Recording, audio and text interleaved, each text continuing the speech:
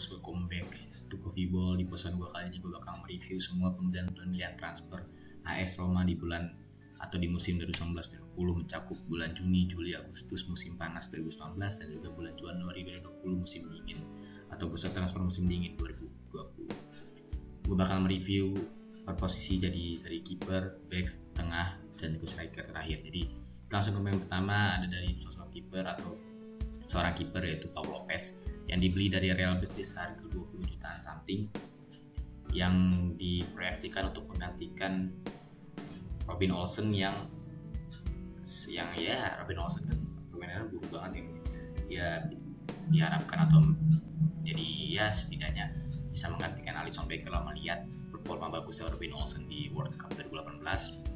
Ya PSIS Roma mengharapkan Robin Olsen bisa seperti Keylor Navas lah di World Cup 2014 dia bagus terus dia pindah ke Real Madrid performanya makin bagus sih berharap seperti itu. Tapi Robin Olsen sekarang kalian tahu lah fans Roma sekarang dia dipinjamin ke Cagliari dan setelah dipinjamin ke Cagliari Roma tidak punya kiper satupun, hanya Antonio Mirante yang sebenarnya dia buruk-buruk banget tapi tidak cukup lah untuk menjadi sebuah kiper starting 11 atau kiper utamanya sebuah tim yang salah satu tim terbesar di Italia.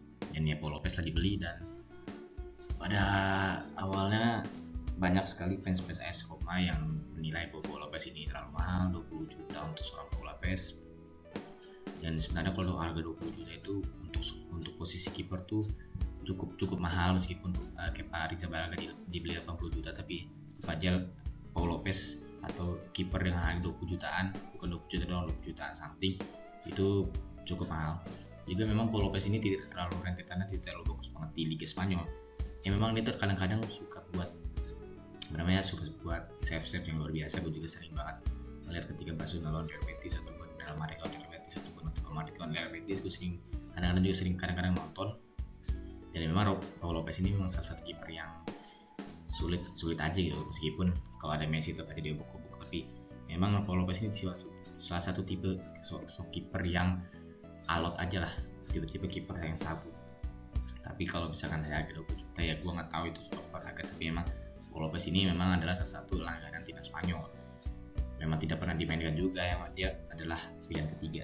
Tapi gitu nggak usah ngebahas tentang harga karena emang ini sudah terjadi dan kita bakal nge-review atau breakdown bagaimana penampilannya apakah cocok untuk harga 20 juta.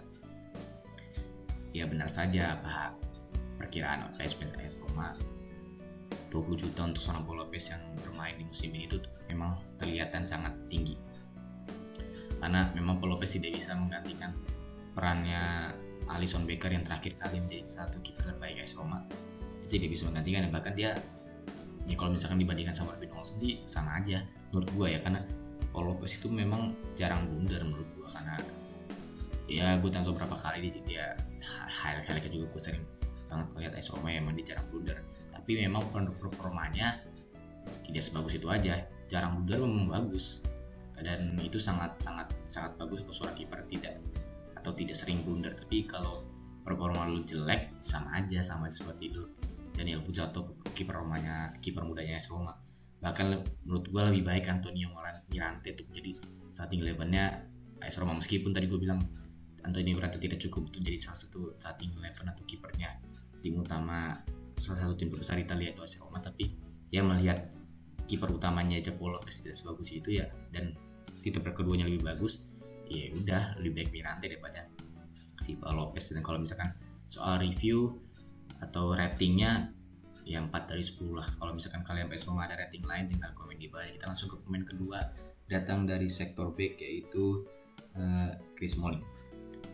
Chris Smalling dipinjam dari MU dan tidak ada opsi pembelian, tapi pada awal-awalnya kan banyak yang mengontrol Smalling ini karena dia akan berguru atau ya tahulah troll-trollnya Smalling kan Smallini, dan akhirnya benar-benar Smalling pindah ke Italia dan ya udah Smalling ini benar-benar terjadi, dia pindah ke Italia dan ya orang-orang menganggap bahwa memang Smalling itu bakal blunder, tapi ternyata Smalling luar biasa sekali bermain di AS Roma dan bahkan dia menjadi Virgil van Dijk-nya Liga Italia.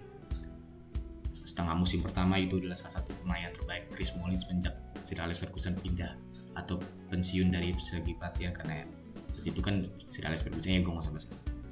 Pokoknya 6 bulan pertama di AS Roma itu adalah salah satu permainan terbaik Chris Smalling. Dan 6 bulan keduanya menurut gue salah satu bukan salah satu yang buruk, maksudnya penurunan performa Chris Smalling sudah mulai kelihatan bahwa Chris Smalling ini seperti Chris Smallingnya MU. Ya gue nggak tahu apakah itu adalah termasuk dari atau terpengaruh dari AS Roma yang tidak mau untuk mempermanenkan Chris Smalling karena harga terlalu mahal, gue nggak tahu. Tapi ya ini gue juga nggak tahu apa maksud dari kenapa kok Chris Smalling 6 bulan pertamanya bagus, kok di semester keduanya istilahnya kok makin jelek gitu, makin menurun. Memang dia tidak berubah banget, tapi ya setidaknya ratingnya atau grafiknya menurun, tidak sebagus di 6 bulan pertamanya dia di AS Roma. Tapi kalau misalkan memilih untuk bertahan di Itali, lebih bertahan, atau misalkan dia punya pilihan untuk bertahan di Itali atau pindah ke Inggris, menurut gue lebih baik dia bertahan di Itali. Karena apa? Karena menurut gue permainannya Italia atau permainan Serie A ini sangat-sangat cocok untuk Chris Smalling yang tipe-tipe back tinggi dan tidak punya kecepatan yang mumpuni lah. Dan ya Serie A kan tidak mengandalkan sangat kecepatan, dia sangat mengandalkan ya teknik-teknik. Jadi ya Chris Smalling sangat cocok, bola-bola udara jago, ya pokoknya cocok banget untuk Serie A. Dan apakah Roma harus mempermanenkan dia? Emang harus banget, karena sebelum ada Chris Smalling ini salah satu posisi terburuk AS Roma ialah center back, dan setelah Chris Smalling datang, center back bukanlah suatu hal yang buruk lagi untuk AS Roma. Jadi sudah sangat-sangat tepat jika AS Roma harus mempermanenkan Chris Smalling. Seberapa harga pun 25 juta, sebenarnya 25 juta euro, dengan melihat performa Chris Smalling yang sebagus itu, menurut gua sangat-sangat worth it. Bahkan sebenarnya MU bisa menawar lebih dari Chris Smalling, bahkan 40 juta juga. Misalkan MU menawar Chris Smalling itu 40 juta, sangat-sangat worth it atau sangat-sangat wajar, karena memang Chris Smalling bermain sebagus itu. Dan ya untuk rating Chris Smalling menurut gua ialah 8 dari 10. Kita langsung ke pemain ketiga yang dibeli oleh AS Roma atau dipinjamkan dengan ada posisi pembelian di musim 2019, yaitu Leonardo Spinazzola. Leonardo Spinazzola ini sebenarnya bukan pembelian atau bukan peminjaman, tapi Leonardo Spinazzola ialah salah satu bahan dari pertukaran dengan Luca Pellegrini dari AS Roma. Punya Luca Pellegrini ditukar dengan Leonardo Spinazzola nya Juventus, yang menurut gue sangat-sangat aneh. Karena apa? Karena AS Romanya harus ini ya, setahu gue sih AS Romanya harus bayar lebih. Jadi Juventus dapat Luca Pellegrini pas dapat duit. Dan menurutku salah satu ini sangat ya aneh aja gitu loh. Lu punya pemain muda yang potensial menjadi salah satu fullback terbaik di Itali, Luca Pellegrini, harus mentukarnya dengan Leonardo Spinazzola yang rentan cedera, plus umurnya sudah 26 tahun, yang ya tidak lama lagi usia masa sudah mulai habis. Enggak sih, usia emas sepak bola kan 28, 29, 30. Tapi ya umurnya sudah 26 tahun, 26, 27. Dan lu harus memberikan pemain muda lu yang sangat berharga dengan memberikannya sebuah uang untuk Juventus. Dan ini sangat-sangat kemenangan untuk Juventus, karena ya meskipun Juventus memidamkannya ke Cagliari lagi, tapi kan umur Pellegrini itu masih muda, 20 tahun, masih bisa berkembang. Dan di usia 20 tahun menurutku dia sudah sangat-sangat bisa layak untuk menjadi salah satu starting eleven-nya salah satu tim besar di Italia. Bahkan untuk Juventus pun menurutku sangat layak untuk Luca Pellegrini menjadi starting eleven. Dan ya Roma sangat-sangat kehilangan sosok seperti Luca Pellegrini. Ya meskipun itu Leonardo Spinazzola pun permainannya tidak buruk, dia bagus-bagus juga. Kadang-kadang dia bisa main di right back, di left back juga jago banget. Jadi ya memang Leonardo Spinazzola ini bagus, kualitasnya tetap bagus. Tapi ya sayang aja lu harus menukarnya dengan pemain muda lu. Dan ada rumor juga kan waktu itu Leonardo Spinazzola mau ditukar dengan Politano yang sudah kasih foto dengan AS Roma, tapi ternyata Inter menolak Spinazzola karena rentan cederanya itu. Jadi ya kalau misalkan Leonardo Spinazzola tukar dengan Politano, ya ini sih 50-50 lah. Tapi ya Spinazzola masih bisa lah untuk 2 tahun 3 tahun lagi bisa bertahan di AS Roma. Dan dengan ya cuma sayangnya dia tadi cuma rentan cederanya aja. Tapi kalau misalkan dia itu salah satu pemain yang versatile, menurutku dia bisa mainkan di right back, left back, dan juga bisa dimainkan di left mid dan right mid, bahkan left wing, right wing juga bisa. Karena Leonardo Spinazzola ini adalah tipe pemain yang prolific winger, dimainkan dimanapun asal di sayap dia bisa. Untuk rating Spinazzola menurut gue 6 dari 10, kita langsung ke pemain keempat atau pemain keempat dibeli AS Roma di musim 2019-2020, yaitu Gianluca Mancini. Gianluca Mancini ini sebenarnya bukan dibeli, yaitu dipinjamkan dengan opsi pembelian, dan baru-baru ini opsi pembeliannya itu dinyalakan oleh AS Roma. Dan kalau misalkan membicarakan soal performanya Gianluca Mancini, tidak terlalu bagus dan tidak terlalu jelek juga, dia so-so lah. Dan di usianya masih 23 tahun, gue ya sangat cocok untuk misalkan AS Roma memang benar-benar memutuskan untuk mengaktifkan klausul pembeliannya, karena selain Gianluca Mancini kan sektor back lainnya tuh AS Roma sangat-sangat jelek banget tuh. Juan Jesus, salah satu pemain yang sering dibeli AS Roma. Federico Fazio juga sama. Jadi ya Gianluca Mancini ini ada di atas kedua back tersebut, dan juga dia punya kebangsaan Italia yang menurut gua salah satu alasan mengapa AS Roma kayak ngebet banget sama pemain ini, karena memang AS Roma ini kan cinta banget sama pemain Italia. Ya sebenarnya AS Roma tuh lebih senang sama Daniele Rugani, tapi transfernya tidak pernah kunjung selesai. Akhirnya dia memilih Gianluca Mancini yang sebenarnya dia oke-oke aja.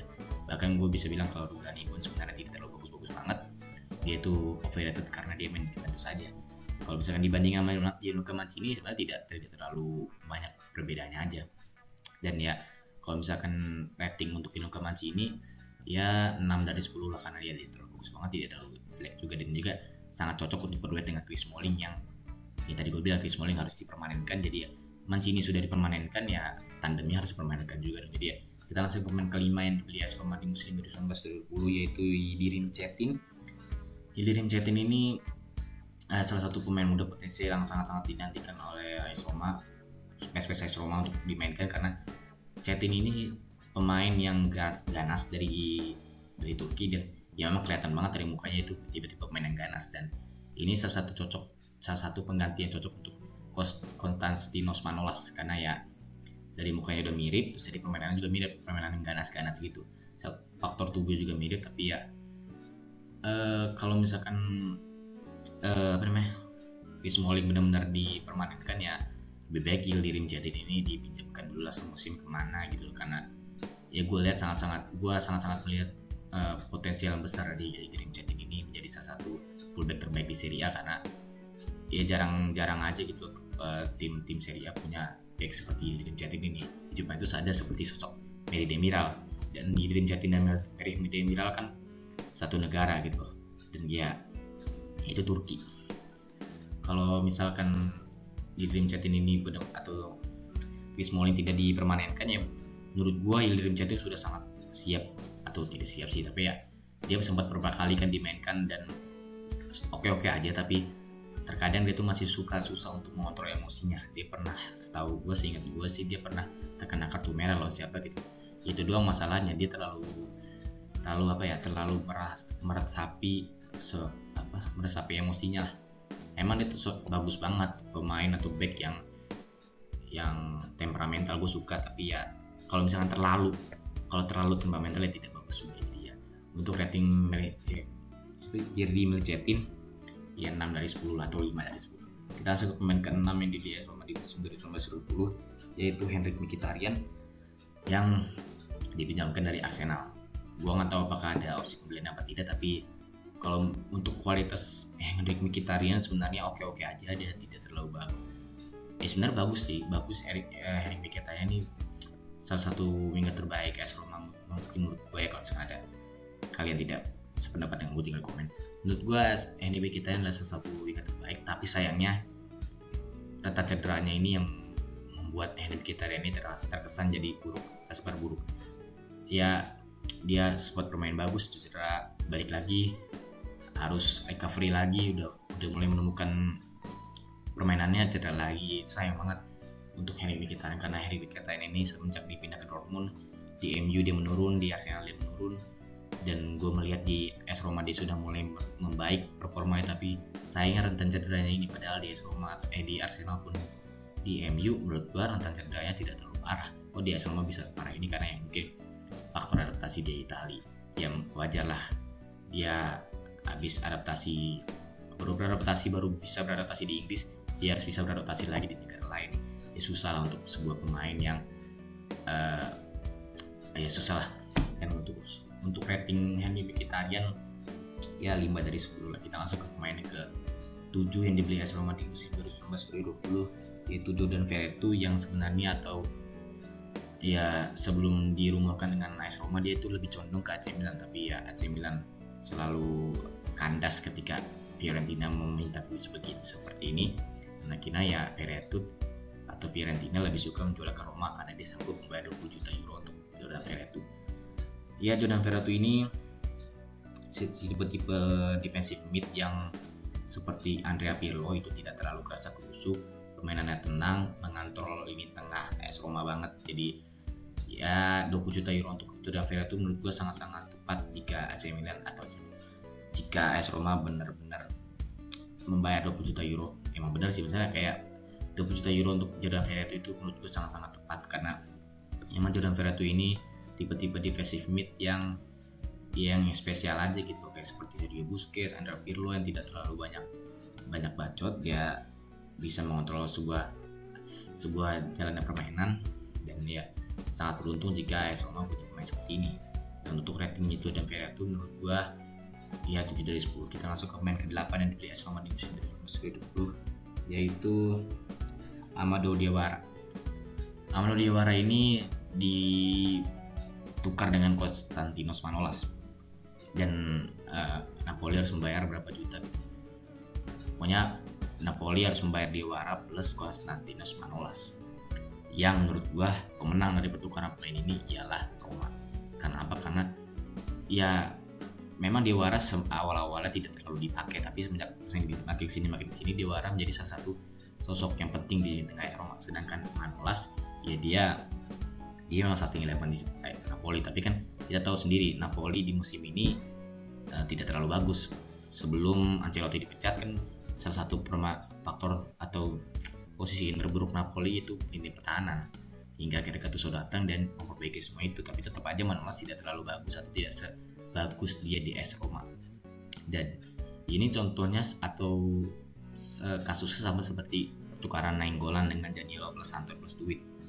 Orang-orang pada kala itu menilai AS Roma salah menjualnya dengan duit plus Zaniolo plus Santon, karena itu terlalu murah untuk Nainggolan yang berperan untuk membawa AS Roma yang sebenarnya harus ke final Champions League, karena waktu itu tidak ada VAR, jadi dia harus tertahan atau kalah dengan Liverpool di semifinal.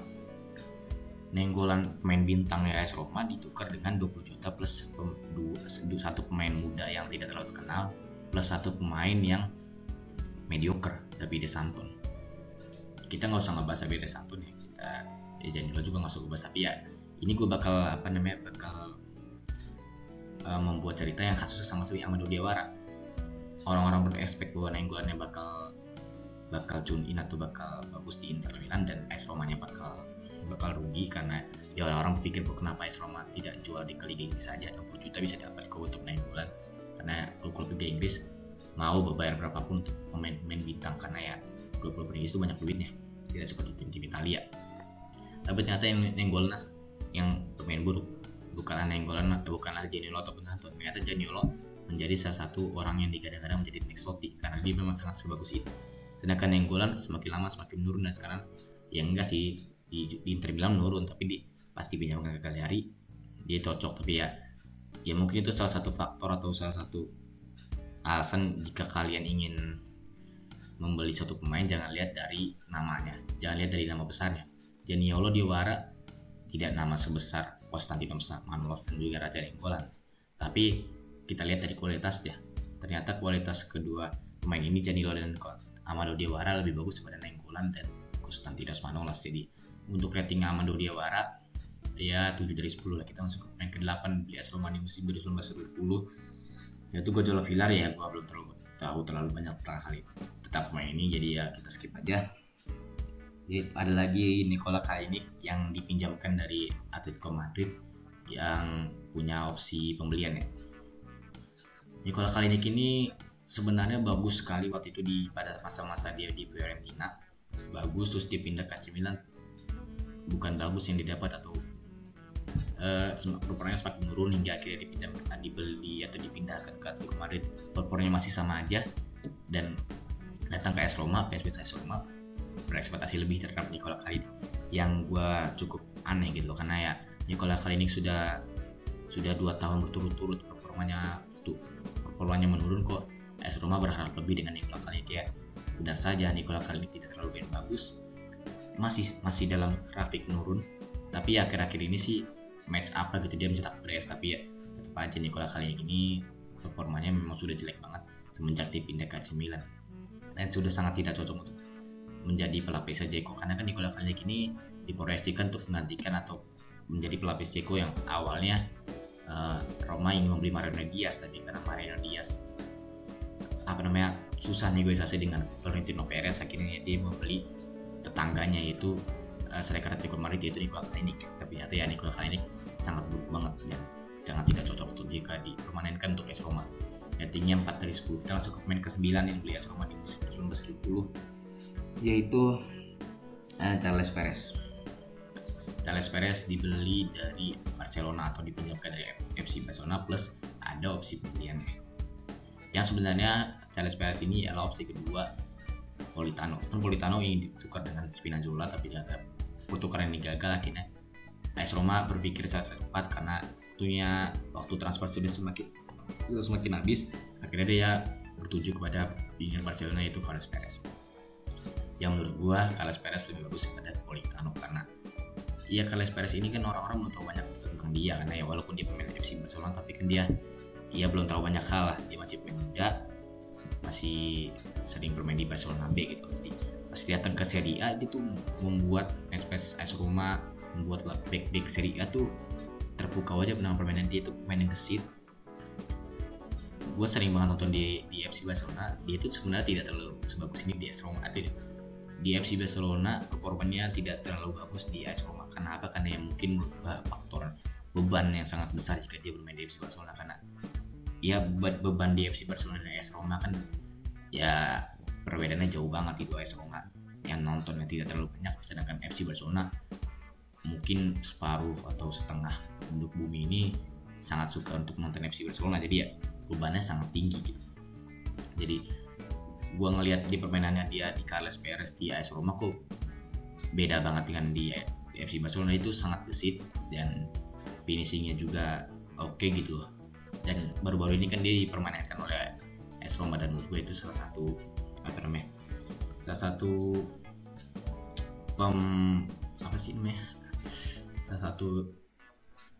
transfer yang tepat lah istilahnya gitu. Jadi dia buru-buru harus langsung permanenkan, karena mungkin aja AS Roma punya feeling bahwa virus ini bakal merusak ekonomi. Gue nggak tahu, tapi memang sebelum Serie A ini di lockdown atau ya ekonomi menurun, AS Roma tuh sudah mempermanenkan beberapa pemain yang dipinjamkan. Jadi ya mungkin AS Roma sudah tahu semua tentang hal ini, jadi ya dia berburu untuk mempermanenkan. Gue nggak tahu, tapi itu nanti Carles Perez menurut gue 6 dari 10. Jadi bagaimana guys, tidak lagi kan dia sudah tidak ada lagi. Jadi bagaimana guys, kalian baca AS Roma? Jika kalian setuju dengan rating pembelian gue, tinggal di like. Jika kalian tidak setuju, tinggal dislike. So what's up guys, and always love football.